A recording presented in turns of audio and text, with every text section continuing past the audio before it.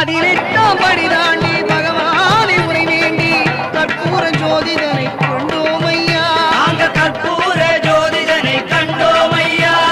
மகர ஜோதியை கண்டு மனமார சரணம் போட்டு மகர ஜோதியை கண்டு மனமார சரணம் போட்டு மணிகண்டா உன் பெருமை அறிந்தோம் ஐயா. மணிகண்டா உன் பெருமை அறிந்தோம் ஐயா.